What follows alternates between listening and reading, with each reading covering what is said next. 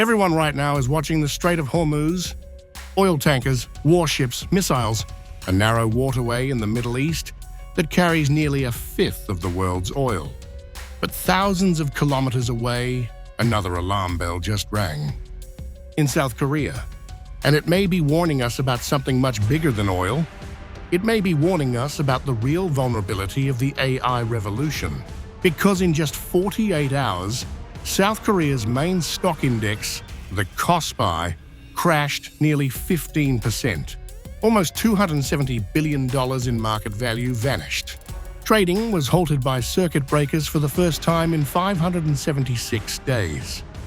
And the companies leading the plunge were not banks, or airlines, or shipping firms. They were semiconductor giants, Samsung Electronics, SK Hynix, the companies that sit at the very heart of the global AI boom. At first glance, the explanation seemed obvious. Tensions in the Middle East pushed oil prices above $80 a barrel. Markets feared disruption in the Strait of Hormuz, the narrow artery through which huge volumes of global energy flow. But some analysts believe the market crash is revealing something far deeper, a hidden weakness in the entire AI supply chain. Because when we talk about artificial intelligence, we often talk about chips, NVIDIA's H100 processors, the upcoming Blackwell GPUs, Google's Tensor processing units. These powerful chips train AI models and power the data centers running the world's most advanced algorithms. But those chips cannot function alone. They require something else, something equally critical: memory, extremely fast memory that constantly feeds data to those AI processors. Without it, the chips sit idle. And the vast majority of that memory comes from just one country. South Korea, Samsung and SK Hynix together control roughly 2/3 of the global DRAM market and nearly 80% of high-bandwidth memory revenue. That high-bandwidth memory, known as HBM, is the lifeblood of AI computing.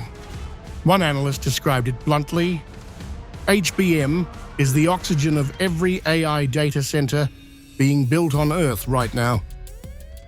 And that oxygen is manufactured in factories in South Korea. Factories that never stop running, gigantic industrial complexes operating 24 hours a day and consuming enormous amounts of electricity. Which leads to the real problem: South Korea produces almost none of its own energy. It imports about 97% of what it uses. Much of that oil and liquefied natural gas comes from the Middle East, and much of it travels through one narrow maritime choke point, the Strait of Hormuz, just 21 miles wide at its narrowest point. If conflict threatens ships moving through that strait, energy prices can surge overnight. And when energy prices surge, the cost of running chip factories skyrockets. That's why some analysts say the KOSPI crash is not just about Korea. It's a stress test of the global AI economy, a test of what happens when the energy feeding the semiconductor industry suddenly becomes uncertain. Because the world has almost no buffer, global inventories of DRAM memory cover barely 2 to 3 weeks of supply. For NAND flash, the cushion is only slightly larger, about 3 to 4 weeks. If disruptions last longer than that, production cuts could become unavoidable, and the ripple effects would spread everywhere. From Silicon Valley to Europe to India to every data center trying to build the next generation of artificial intelligence. Financial markets may already be sensing the shift. While semiconductor stocks plunged in Korea, defense companies surged. Some jumped 20 to 30% in a single day. Investors appear to be making a sudden realization. Energy is not just another input.